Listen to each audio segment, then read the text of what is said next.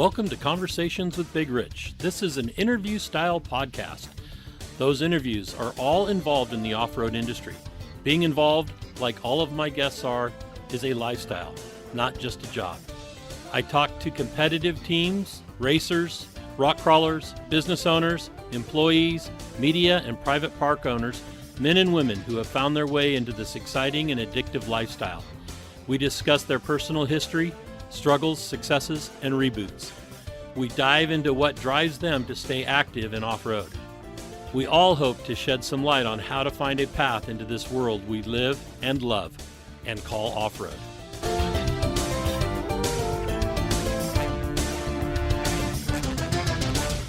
Whether you're crawling the Red Rocks of Moab or hauling your toys to the trail, Maxxis has the tires you can trust for performance and durability. 4 wheels or 2. Maxxis tires are the choice of champions because they know that whether for work or play, for fun or competition, Maxxis tires deliver. Choose Maxxis. Tread victoriously. Have you seen 4Low magazine yet? 4Low magazine is a high-quality, well-written, four-wheel drive-focused magazine for the enthusiast market. If you still love the idea of a printed magazine, something to save and read at any time, 4Low is the magazine for you. 4Low cannot be found in stores, but you can have it delivered to your home or place of business. Visit 4lowmagazine.com to order your subscription today. On today's episode of Conversations with Big Rich, we have Jason Blanton.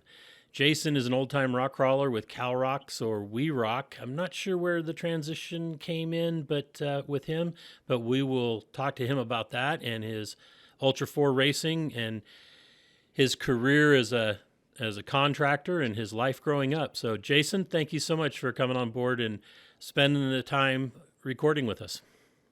Yeah, thanks for having me. Yeah, let everybody know. I'm going to let everybody know that technical difficulties has been the name of the game with this one, and it's all been on my side. But Jason's been very good about me calling him back 10, 12 times. So I think we finally got it worked out. Let's hope so. That's good. Okay, so let's jump right in. And where were you born and raised?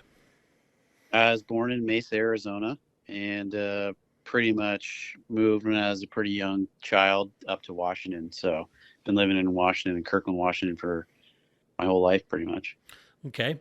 And what is the neighborhood like up there? Is it rural or suburban?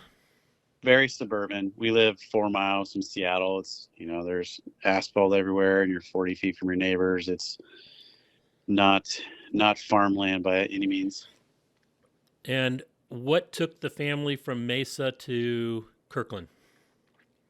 My mom got a good job opportunity up here, so we moved up from Arizona, and she works in the hospitality industry, and moved up here to better things.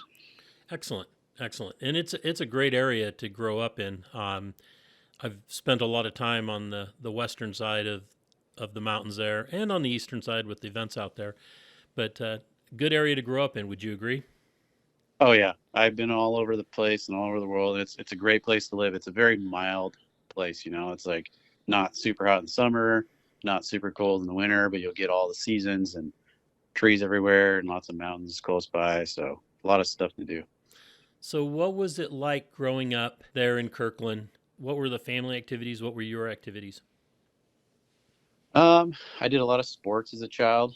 So I did a lot of sports, rode bikes and skateboard and snowboard. I didn't snowboard till I was a little bit older, like middle school, but pretty much grew up playing every sport there is until I got old enough to say I didn't want to do it anymore. I was going to say, what's your favorite, and what was your favorite growing up at sport to play? I like baseball, so I played a lot of baseball. And soccer was mainly the biggest things that we played, but I was pretty good at baseball, and I had a lot of fun at baseball. And we had my dad and I got a free pitching machine, so we built like a batting cage in our backyard, and it was a good time. It was fun. Excellent. And do you still watch baseball? Is it still a fun sport for you? No, I don't like to watch it. Yeah, that's that. Pretty boring. Yes. Rather watch soccer or football or hockey or something, but not baseball. Baseball, my problem with baseball, and even when I did play, it was there was so much time.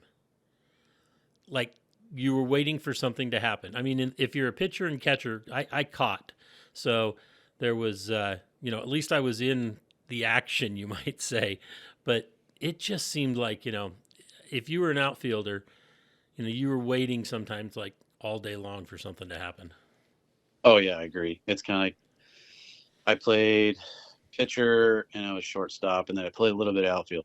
Outfield was just like you're just hanging out there waiting for something to come your way. It was quite boring. Yeah. And then you got into snowboarding, and how big was that in your life? That was pretty big in my life. I played all sports really up until high school, and then I was getting pretty good at snowboarding at that time. This is back in the day when there wasn't a whole lot of snowboarding was new, so it was exciting and new to me, and I gave up all my other sports just to snowboard. So I pretty much just work as much as I could in high school so I could snowboard in the winter as much as I wanted. And you said you worked in high school. What kind of jobs were you doing? I worked my first job when I was like 14. I carried plywood for a roofing company, so I helped stock roofs. And then when I was 16, I worked at a tire shop. So I worked at a Big O Tires, and I swapped tires and did oil changes for a couple years. So that was my high school days. And then when I finished up high school, I was working at an off-road shop. Okay. And what off-road shop was that? Oh, I think it was called Off-Road Outlet. Okay. Yeah, so they're no longer. Yeah, I was going to say a lot of them have come and gone. Exactly. So then, when you were, school, was it easy? Was it hard? Did you just not care? What was your attitude towards school? I was pretty good at school. My parents have really pressed us hard to be good in school, so I did really well in school up until high school. Then I kind of slacked off a little bit, but I still did pretty good. I think I had like a 3.5 when I graduated in high school. But before that, before I got to snowboarding in high school, I was like a 4.0 student for my whole life. Okay. And while you were growing up, what was it that you wanted to do or become? Man, when I was growing up, I wanted to ride dirt bikes and snowboard and do fun stuff. And it was one of those things, like my parents wanted me to do sports, right? So it wasn't really, they weren't helping me out as much to do like snowboarding and riding motocross. I was super lucky when I was younger. One of my buddies, Sean Stroud, he had a dirt bike that he totaled. And so it was my opportunity to get a dirt bike. So I got it off him for free. Because this thing's broken half, so you can have it.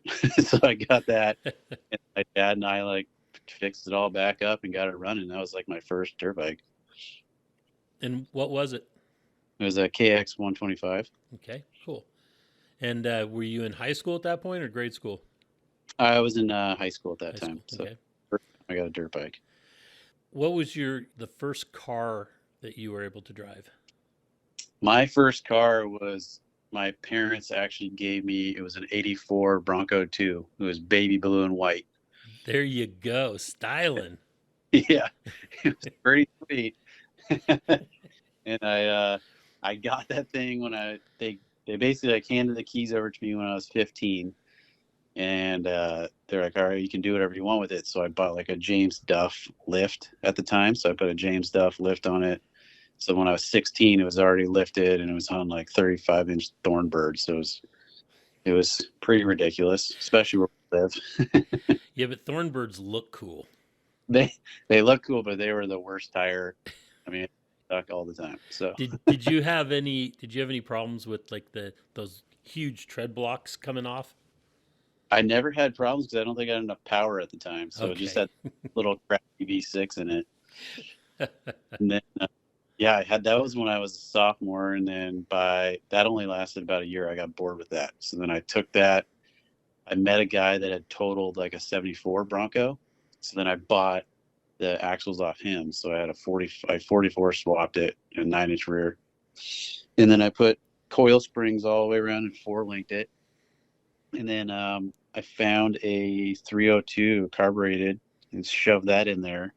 So this is all when I was in high school. So now I had like a V8 truck on boggers. So I switched from Thornbirds to boggers. Okay, that's a good choice. Yeah. Most of the kids in my school drove like Hondas and BMWs and stuff. And I drove a Bronco 2 with a V8 and boggers. So. And what color was that Bronco? It was still baby blue and white Okay. until I got to senior year, and then I got bored again, and I decided to cut the roof off. So then I took the back windows out, cut the roof off, and we caged it in high school.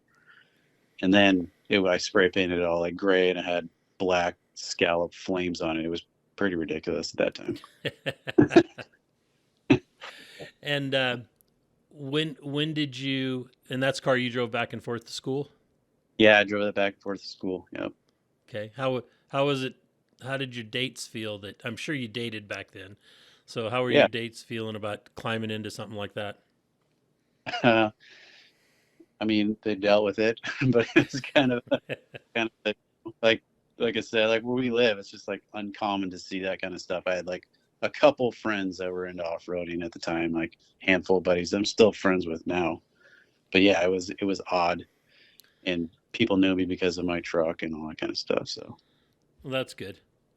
I borrowed a friend's Fiat 124 Spider, so it had the convertible, and went on a date, and it was actually a blind date. Picked this girl up, and she had hair that went down past her waistline, and she looks at me and she goes, "Really, a convertible?" And I said, "Yeah, it'll be great." She goes, "Do you see my hair?" And I'm thinking, this date is not going to last very long. yeah, exactly. When she was not thrilled about getting into a sports car with a convertible, it was that racing red and everything. It was like, girl, this isn't going to work. I don't think this is going to work. Yeah, you get what you get. Yep. And after about 10 miles of driving and her complaining the whole time, I turned around and took her home. So much for blind dates. She was hot, but not worth it. So you're married. Did you go to school with your wife, or did you meet her later? I met her later in life. Okay. So, yeah, I pretty much went to school. I went to Central Washington University for like a year, and then I got bored because I did all the electives I want to do, like like machining stuff and all that. And I've just been working my whole life, so whole lot of working. And I met my wife, I don't know, like I think it's been 10 or 11 years ago now. So yeah, when I first met you, you were hanging out with Keith, and you guys came out to compete. And I don't remember up at Goldendale, and I don't remember if it was Cal Rocks back then or We Rock.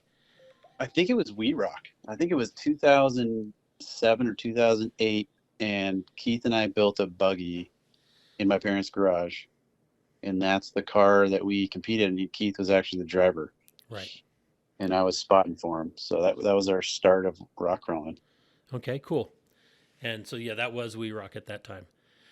Yeah. So leading up to that, school, you were really interested in snowboarding, but that didn't continue on. Was there a reason for that? I mean, I always snowboarded a bunch, but it never came to where I got paid to snowboard. So it kind of fell back on just going back to work, Right. I worked at the pad, and I taught snowboarding, and I did everything I could to just snowboard as much as possible. And that probably like really affected my school. My school was 30 minutes from the mountains. So I would just do school as quick as I could and go snowboard. And then I'd work during the week so I could snowboard on the weekends, or vice versa. Right. Okay. Yeah. And then what was, as you were growing up, your dad had been a contractor, and then what else did he do? My dad was a contractor till my sister and I started going to school, and then we couldn't afford like daycare at the time, so he actually quit doing construction. He also had like a ton of back injuries, got like a bunch of back surgeries, and he started driving school bus. So that way he'd have the same hours that we did. So he'd be off when we got off, and have the summer breaks off with us, and all the breaks he was there with us. That's awesome. Yeah. So what did you guys do for, family wise vacations, or, for You want fun? we did a lot of work. I mean, we once a year we'd probably go to Hawaii once a year, and then we'd go on some random trips. We also, at the time when we were younger, my parents had bought some property in the Hood Canal, so it's like right down on saltwater, right on the beach. But the property was just covered in sage. What is it called? Witch's broom and blackberry bushes. So we pretty much go camping there every weekend and work and cut down bushes to clear the property for years. So that was our form of work, was going and like whack down trees and bushes. And then it finally, that they still had that property, so we basically got it a long time when we were kids, and we worked on it every year until they could build a cabin there. Okay, so you were able to complete all the brush cutting. Oh yeah, That's took good. some years. Yeah, we had the same thing. We had bought property. My parents had bought property up in Placerville, where I'm at right now, and the house there was the same thing. It was the whole back part of the property was in blackberries, and it seemed like every spring it was back up there to cut them all down again. Oh, it was like endless, man. And and you can't kill those damn things. It seems like.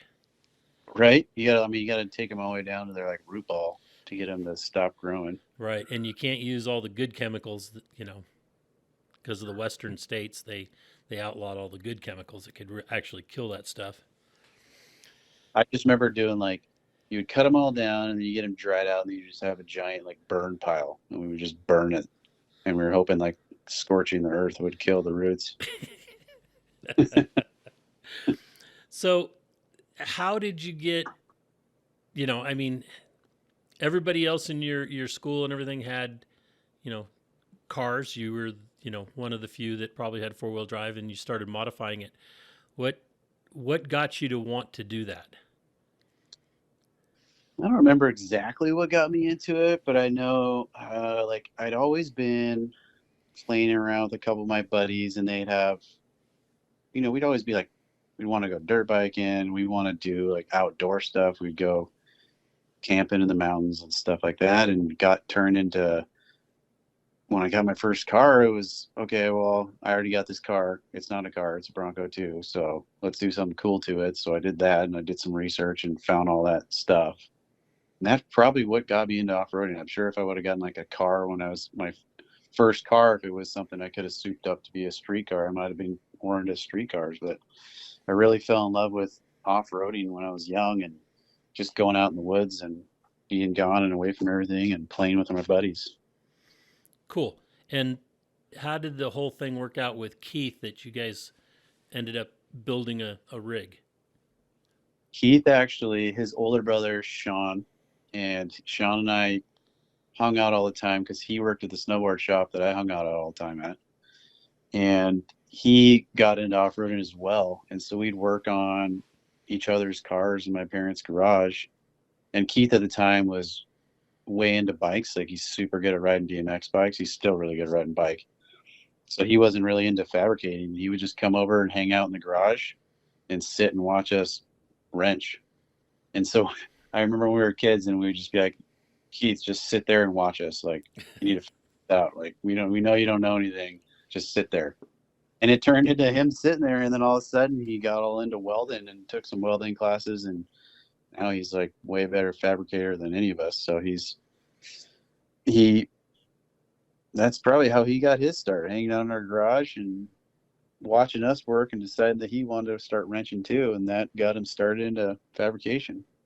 Awesome. So Yeah. let's talk about the progress from working jobs to becoming a contractor yourself. How did that process play out? So I just work normal jobs. I was actually like working at a boating store for a while when I was younger too. And then when I was about 18 or 19, I started a demolition company and we did TI stuff. So I would work at the marine store during the day, and then at night we would go do commercial demo. So we'd go in there and rip all the carpets out and prep areas for reconstruction.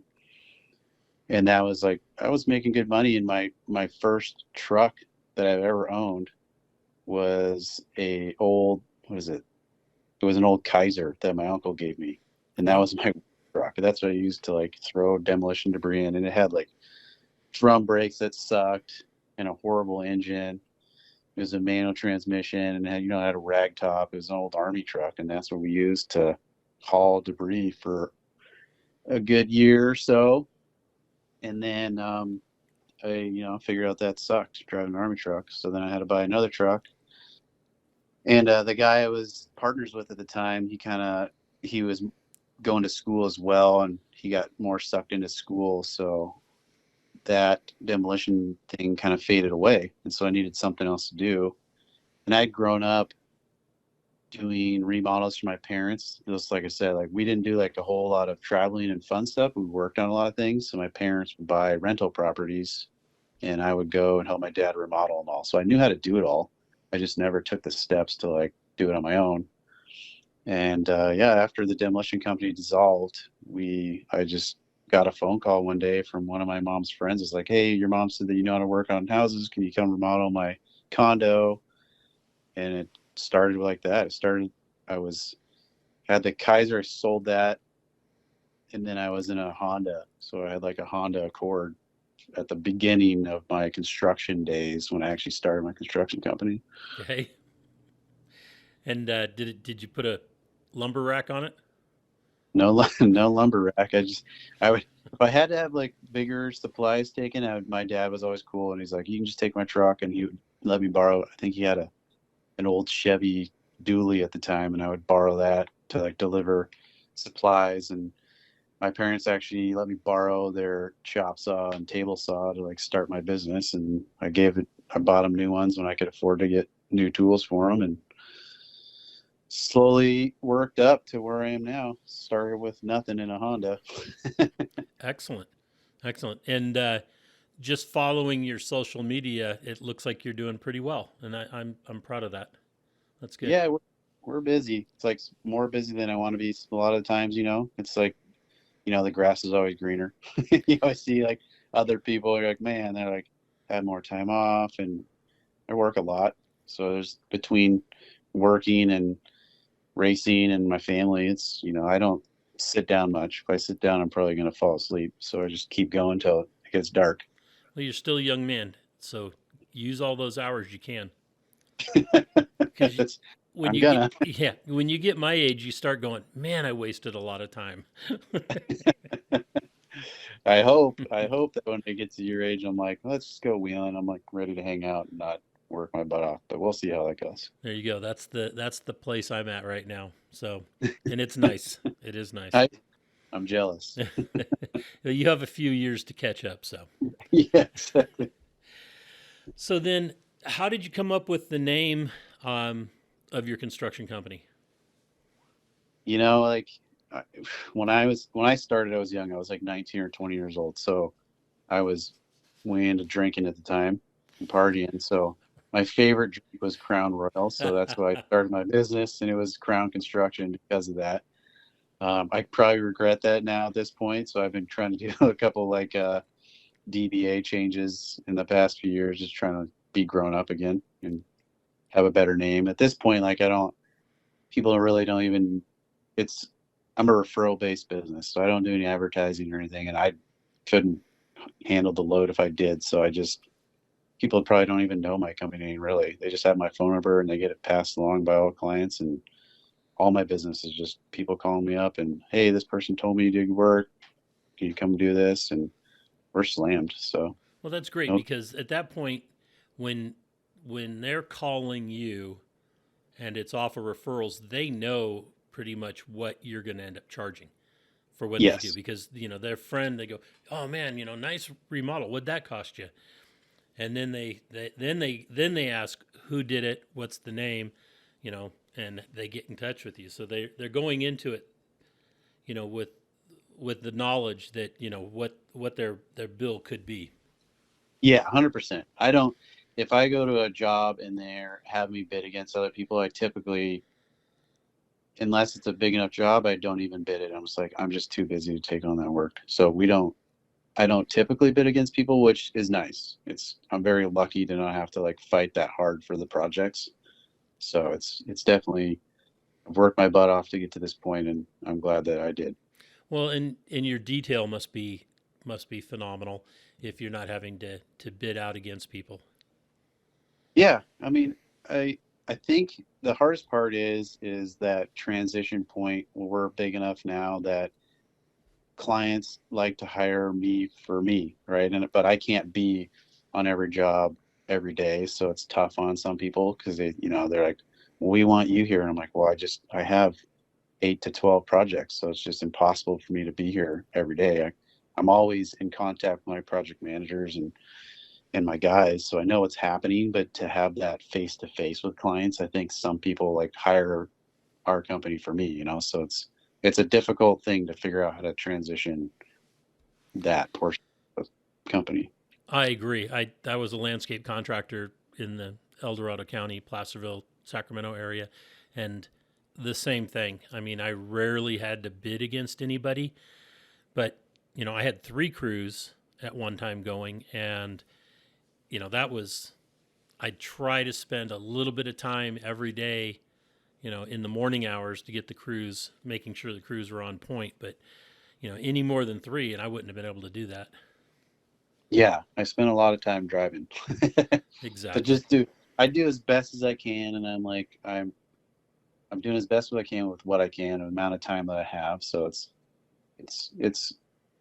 at some points it's like, do you just downsize and make it back how it used to be, or do like try to build bigger? It's a hard like decision to make. It is when you're at that point where that threshold where, okay, I'm maxed out with everything I'm doing now. Do I want to keep it here, scale back, and enjoy it a little bit more, or take the step and maybe bring in a partner, and then expand even more? It's a tough choice. Yeah, it is. It's a daily stressor that I think about, because it's just like, man, like right now, like you're saying, I'm maxed out, and being maxed out every day is tough. So it's one of those things. It's like you either make the next step and you go up, or you pull back a little bit, and like you said, you can enjoy it more and do it. It's just, I enjoy my time off too. So when I work my butt off to take the time off. Right. And you're married now and have a couple of kids, correct? Yeah, I have 3 kids. I have 2 younger girls that are 11, 13. Then I have an older son that's 18. Okay. And you guys do a lot of family activities? We try to do as much as possible. I try to bring them to most of the races that I go to, if they can make it with school and everything. And then on days that we aren't doing soccer, my 2 girls play like competitive club soccer, so it's a 5-day a week thing. So it soaks up a ton of time. So we are either doing soccer, and then on weekends that we have off that I'm not racing or doing an event, then we go backpacking. So we go backpacking or hiking and try to stay outdoors. We definitely aren't the kind of people that sit down and watch TV. We're like always doing something. That's awesome. That's great to hear. So let's Yeah. talk about your racing program. What you've got going and how long you've been doing it. Yeah, well, see, I've been doing it personally, driving since 2009 was when I did We Rock. I built a car. Keith and I built a car that was, I built a car with bypass shocks that had FOAs on it. And I was like, oh, we could use this for pro mod classes, but we tried it in. And I did mediocre. It wasn't like a car that was necessarily built all the way for rock crawling. And I did a bunch of rock crawling in it. And then let's see, Master Pole at the time was my sponsor, and they were like, you guys got to do this King of the Hammers race, and this was way back in the day. And they're like, if you go, we'll pay your entry fee. Well, the entry fee was like $350 at the time. It was back 2010, right? It was a way different thing than it is today. So we tried to go do it, and we went out there, and it was a wild experience. We had probably 15 guys, and we rented one cab over RV from some RV place, and we all slept in that RV. Like, I think I had 2 guys sleeping underneath the camper. There's like a storage compartment big enough for an air mattress. So we had people underneath there, and showed up, and at the time there wasn't like designated spots. We just camped in the middle of the desert, and we camped apparently day before the race. So like, you guys got to move your camp. You guys are on the start finish line. We're like, what are you talking about? We had no idea. We had literally been camping like right on the straightaway from the start line.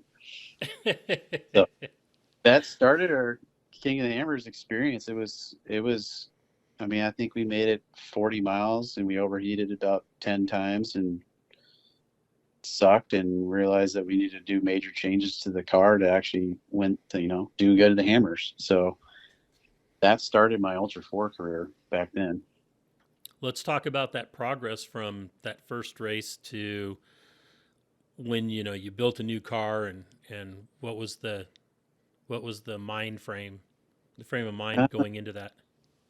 It's been a learning. Like when you start in a sport that's new, there isn't a whole lot of education you can get from too many other people, because they're all in the same boat. We were all kind of learning how to make this work. So we started with that buggy, and it had a 5-liter, because I basically took my Bronco 2 and I stripped all the parts out of it, and that's what I used to build the buggy. So it was a very inexpensive buggy to build. Had the 5-liter in it for a while, and it had a front mounted radiator that was way too small. So after the first King of the Hammers, we brought it home, and I was excited. I wanted to do well.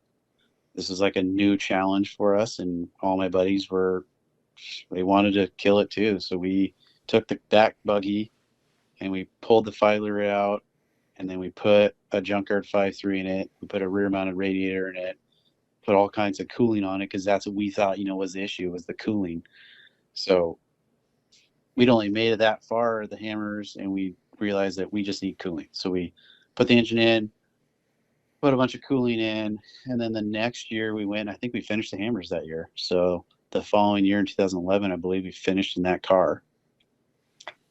And things at Hammers progressed quite quickly. I mean, it's still progressing. So we soon learned that car, I think I raced it one more year, and I was doing backdoor going up, and I snapped the front link off the front axle, and that took us out. And then at that point we fixed it, and we're like, all right, crap, like, let's throw this thing away. Let's get a faster car, because it only took like 1 or 2 years, and everybody in Ultra 4 was now like getting fast. Right. So it was it turned real quick. So yeah, then we drove that car for a little while, and then decided to build a faster car. So I sold that car, went back east, and the guy is still racing that car in like the Lion Mountain, I believe, series. Right. Okay. So he still races that, my first buggy. The first couple years I started meeting people out there at the lake bed, and one of my good buddies, Nick Nelson, him and I met down there actually at the Hammers in the lake bed, and we got to know each other, and we were like, dude, you need a faster car. And Nick's like, well, I know how to build you a faster car. And so he was driving for Jimmy's 4x4 at the time. So I got in touch with Randy, and we talked about building a long travel straight axle car. So we built a rear engine, trailing, and leading arm car, and I put a LSX 454 in it. So this was like going from a 5.3 to an LSX was like a huge jump. I mean, we're talking, triple the horsepower from a junkyard car. Right. So it was awesome. And we built that car, I think, in 2012 or 2013. And that year in 2013, we got second in the nation. So it was a fast race car. We were doing really good. I drove for Falcon Tire at the time, and we literally lost first place that year at nationals by like 2 minutes, and we lost it, but we also blew 7 tires. So we had a rough go that nationals. We every time we'd come into the main pit, I basically had like flat tires, like either one or two.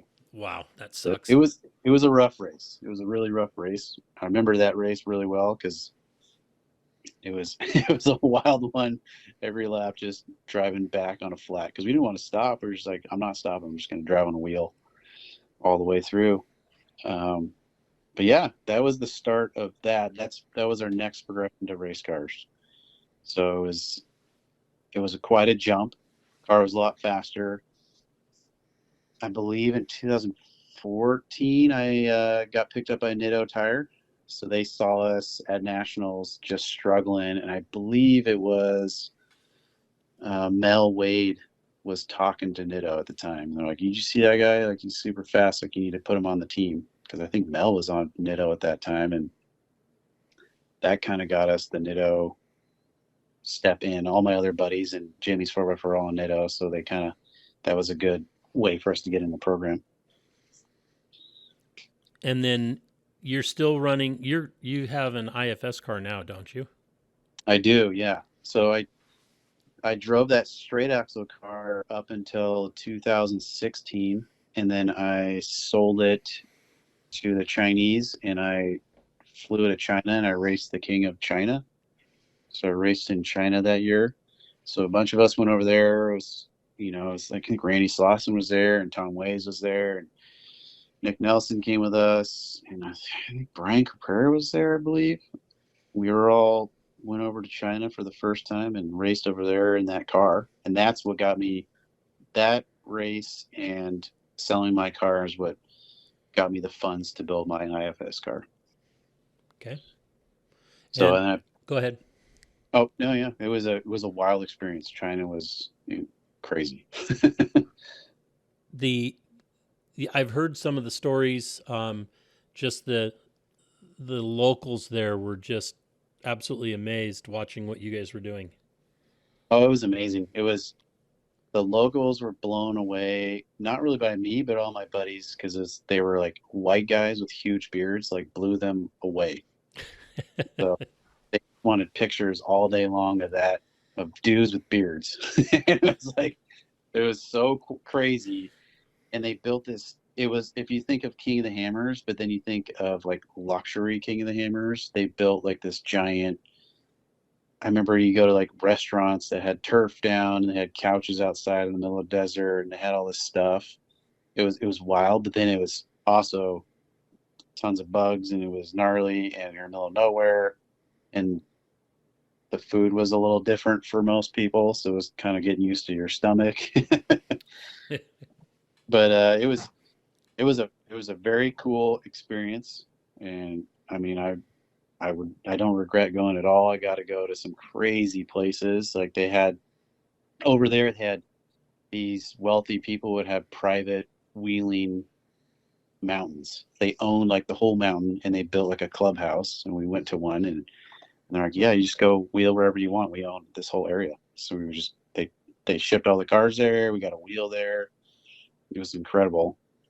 It was a super cool experience. Like one of the funniest things I remember is if you think of like Harbor Freight, when you go to China, it's like every store is an aisle of Harbor Freight. So there'd be like the chainsaw aisle, and that'd be like a store in China. And then you would go to like the zip tie store, like they're all next to each other.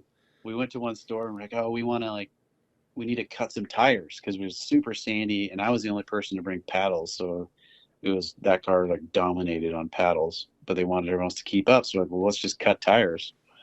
So we went to the chainsaw Harbor Freight, and we go there with like a translator, find a chainsaw for probably like $50.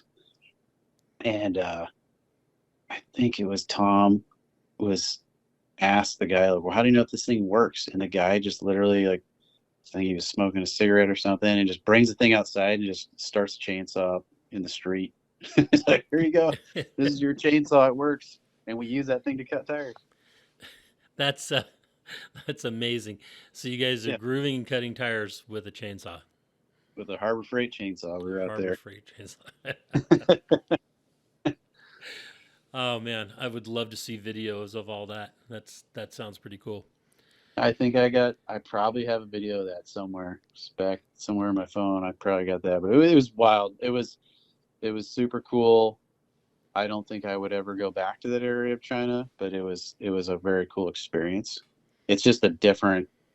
It's not what you expect. Like we flew into I think Hong Kong or Shanghai or something first, and we got to stay there for a day. And that was like a big city and a little different. And then you go out in the suburbs, and it was wild. It was just wild to see. It's a totally different.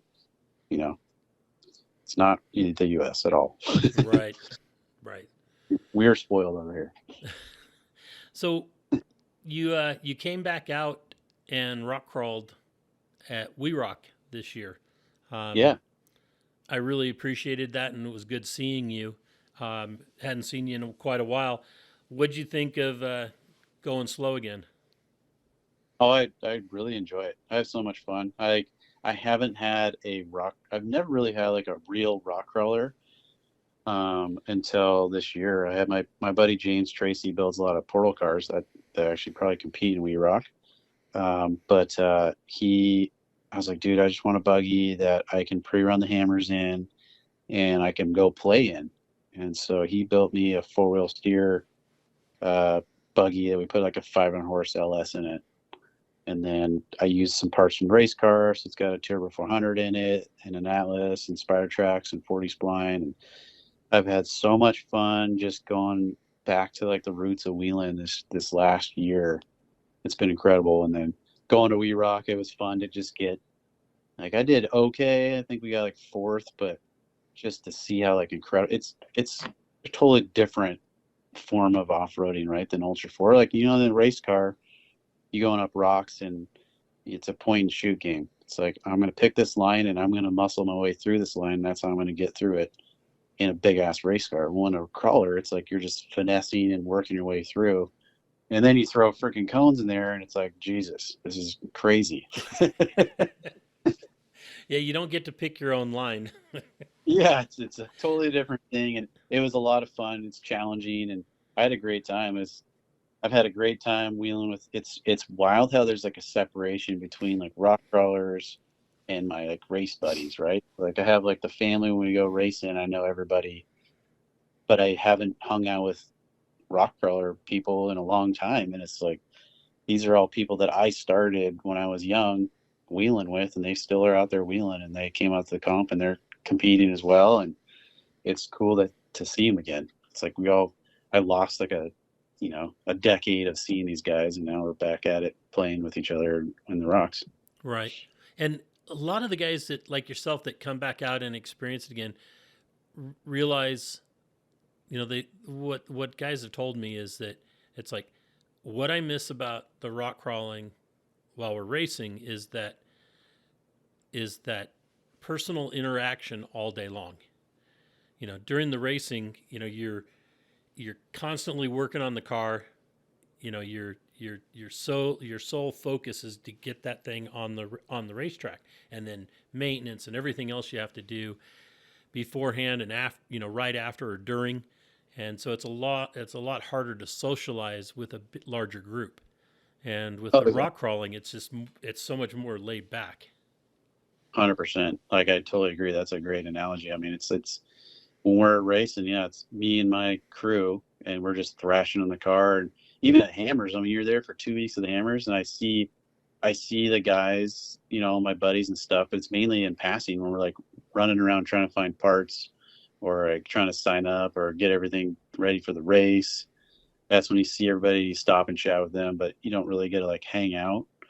And man, wheeling it's a totally different thing. Like you're definitely like you do a course and you're hanging out and chatting with your buddies, and you're not having to thrash as much. I mean, I just like put pump gas in that thing and I grease the U-joints and we're good to go. Like, it's not, I'm not doing anything else beyond that.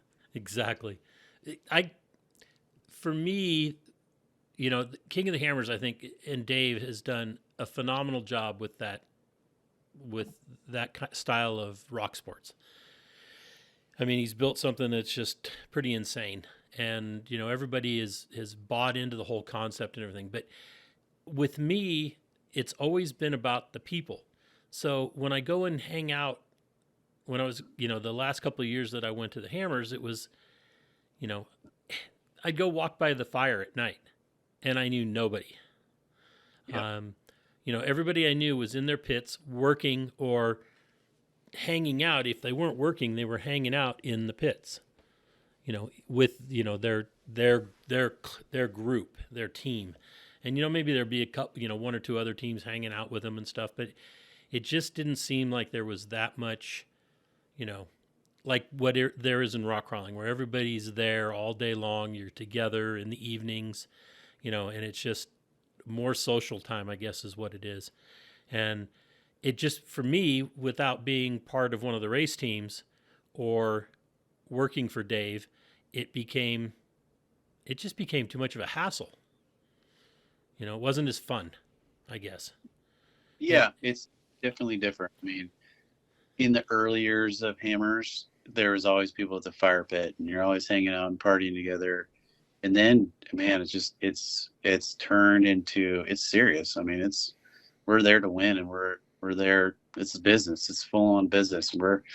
It's funny because, back in the day when we first started King of the Hammers, we'd be, we'd wrench during the day, we'd party at night, and we go practice during the day, and we'd party again at night. And now it's, dude, I maybe have a beer a day, and that's it. And I'm like to bed early. I'm up early, like wrenching and doing logistics and figuring everything out. It's a serious thing, and I get it. It's just like we're all investing a ton of money and time to go race Hammers, so it's serious stuff. So it's, when I get to go rock crawl, it's, for me, when I get to go rock crawl, I want to do well, but Right. this isn't. I want to also go hang out with my buddies and have a good time. So it's a little different. It's way more laid back. I do really enjoy that part of it. Cool. So then, what are you looking at for the future, as far as your program? I am still gonna race. Right now we've got the car torn down. I lost an engine. I was out doing some film work with some rally cars, and I lost my engine in the race car, so it's currently getting rebuilt. We'll still race as much as I can in Ultra 4, but I'm excited that I have this rock crawler now, because now I can also do other events with it. In the race car, it's like I couldn't go to like Easter Jeep, because it's just, you don't take the race car to Moab and drive Jeep trails. It just would piss it off, and I've done it, and it's not fun. Right. But I can do more events now that I have a crawler. So I'll probably still be doing the same program I've been doing now, as much races as I can get to with the cars in decent shape. And then I'll do off-road events in the crawler and try to do some content stuff. I do really enjoy going out with buddies and filming and doing content things. So that's definitely my path. I'm not full-on race car driver. I love to race, and I want to do well, but I also want to go have fun and film it. Good. Glad to hear that. Yeah. And then, of course, family is still number one.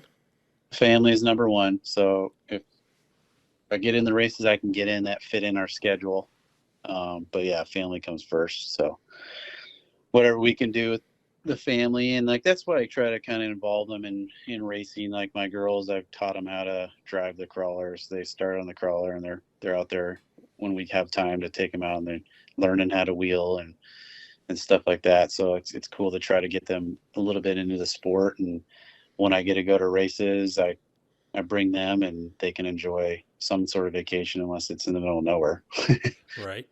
And how old are the girls again? 11 and 13. 11 and 13. Yeah, they're of the age you should get them into competitive crawling. Unless they're really into, they're doing club soccer and stuff. They're doing the club soccer. The oldest, we had side by sides as well. And we were at Easter Jeep a couple years ago, and the oldest, we had like a near death experience with the two girls. They rolled off a cliff at like 50 miles an hour, and crushed the cage, and they were all good. We took them to the hospital, and they were all good, but it scared the oldest one like pretty bad. She was really good at driving, and that kind of took her back a couple notches. So we're working on her, but the youngest one is into it. So she'll be out there playing with cars, and we'll see if she gets into more competitive stuff. Well, there you go. I know that, Yeah. What I've noticed over the last couple of years is that we're getting the young ladies started in rock crawling, and it's dads that have been around the scene forever, and maybe they don't have sons, to carry the torch, you might say, but the girls are enjoying it and doing quite well. I mean, we had this season in the Sportsman B class, we constantly had first, second, and third were, either husband and wife teams or father and daughter teams. It's super cool. That's like definitely would be a dream of mine if they do enjoy it. So they like doing it, and we'll see what it comes out of it. I wanted to build them a little portal car so they could have something to play. So we'd have, a seat for everybody in the family to go out and play. Right. So we're working on that.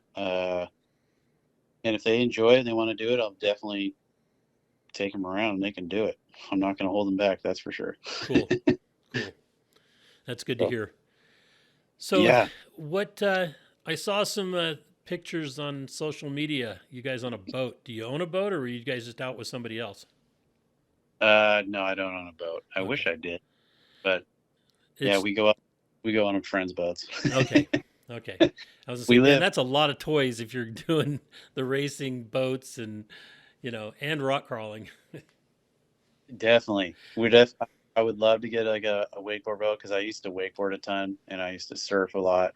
But other stuff gets in the way, like time wise. But I was just talking to my wife about this like a little bit ago. I was like, I just really want to get a wakeboard boat, just so when my girls grow up and they go out on their friends' boats, because we live really close to a lake. So we're, 5 minutes from the lake. It's like, friends as they get older are going to have boats. And I just don't want to be that person that just like sits on a boat and doesn't want to like get in the water and do stuff. I'm like, I want them to know how to do it so they can get on the boat and they can show everybody else up. There you go. That's good motivation. And that's a great way to, to get your significant other to buy into the concept. Oh, she was all about it after I said that. Yep. Awesome. So it sounds like you got a pretty good life going on right now.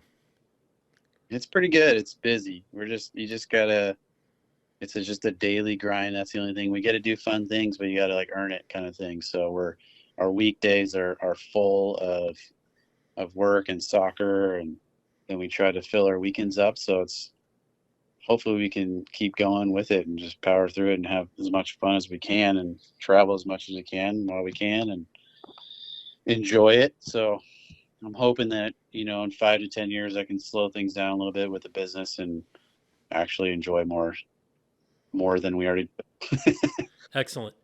So I'm going to pitch to you the idea of getting involved with Ormhoff, the Off-Road Motorsports Hall of Fame. Uh-huh. This year we finally have, we have 2 rock crawlers, what I consider true rock crawlers, in the Hall of Fame up to this point. And that's Dean Bullock and Shannon Campbell. They both cut their teeth in rock crawling. They raced, they did a bunch of other things, but their rock crawling was they were successful there first, you might say. This year we have a couple of guys being, Brad Lovell, Lance Clifford, and then Randy Anderson, who was the spotter and builder for Walker Evans. Those guys are all going into being inducted into the Hall of Fame. And I want to push everybody that's in the rock motorsports to get involved with Ormhoff, you can become a member for like $25 a year or something like that. But the only way we're going to get rock crawlers and rock racers really into the hall is by getting more power in the hall, which means more people, joining and being active in it. So, I'm called to arms. Everybody that's listening to this, join Ormhoff, get involved. Yes, get involved with land use issues as well, but get involved with the history of our sport, which is what this podcast is all about. But also, that's what Ormhoff is all about, is recognizing the heroes. And, the heroes are not just racers. They're car owners, builders, designers, fab guys, business owners, advocates, promoters, that kind of thing. Everybody that's involved, volunteers, it's amazing the people that have been inducted into the hall, and now we're starting to finally get the rock crawling and rock sports in there. So I'd like to push you to think about that, because eventually, you could be one of those guys that gets inducted. I definitely will. It's super cool to see it over the past few years and seeing guys I know getting inducted into it. It's super cool. Yeah. So Shelly and I have been going to the induction dinners for years, and it really is kind of cool to see rock sports being recognized along with, the desert racing that's been around for over 50 years. And, and then along with the rally drivers and everybody else that's involved, motorcycle guys, that, we're finally being accepted. So yeah, it's kind of cool. that's super cool. I mean, it's pretty wild. It's wild to like grow up and race and do and rock crawl and know all these guys too. And the people that are getting inducted in the Hall of Fame. It's like, man, I've known that guy for a really long time. It's cool to see them getting recognized. I agree.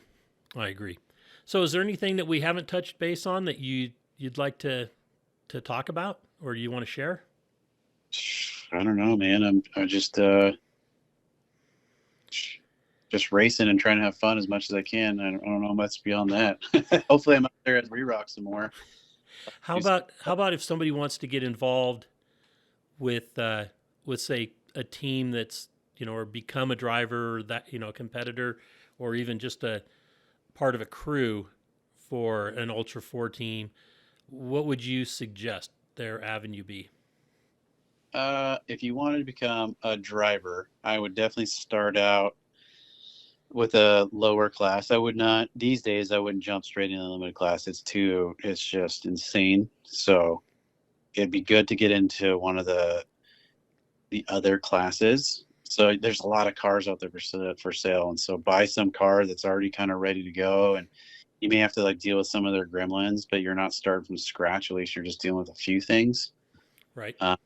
If you have a good group of buddies that's all into wrenching and wheeling, and find that group of buddies and see if you can come out and race with us. And we're always looking for more racers. There's a lot of racers out there at the Hammers, but there's always room for more. I think getting on to a team to help, it's a little difficult depending on which series you're trying to be in.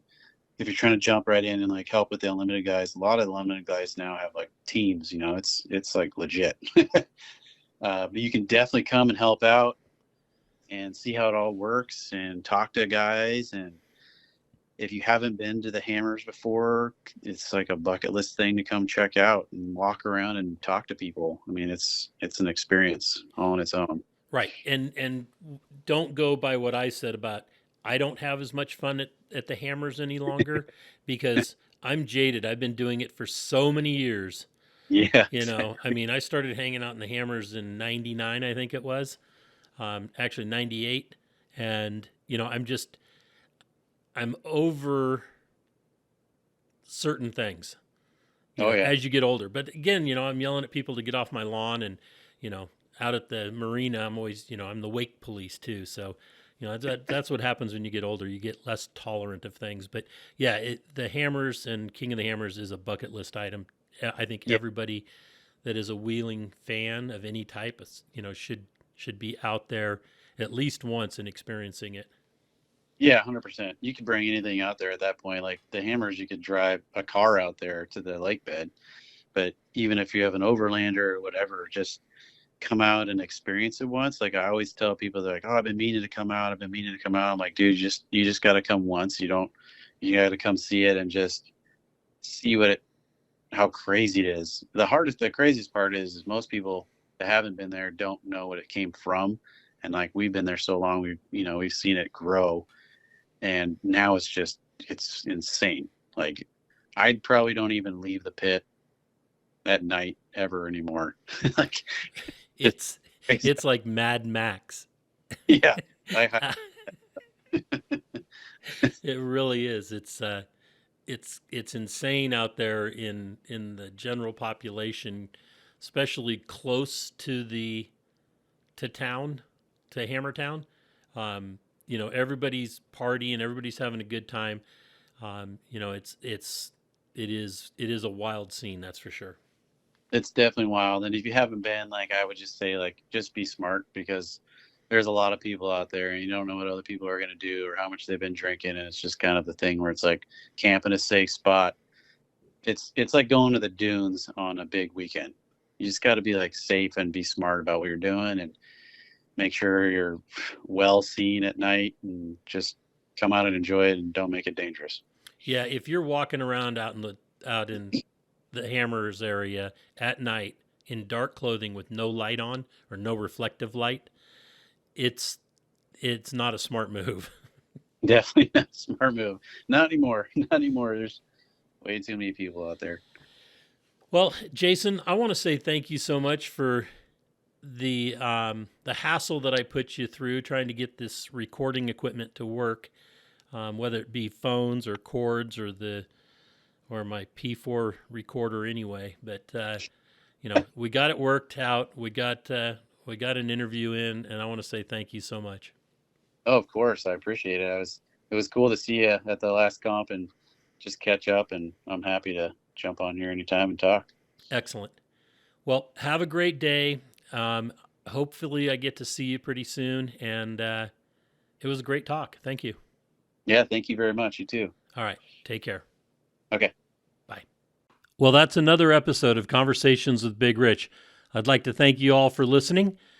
If you could do us a favor and leave us a review on any podcast service that you happen to be listening on, or send us an email or a text message or a Facebook message, and let me know any ideas that you have, or if there's anybody that you have that you think would be a great guest, please forward the contact information to me so that we can try to get them on. And always remember, live life to the fullest. Enjoying life is a must. Follow your dreams and live life with all the gusto you can. Thank you.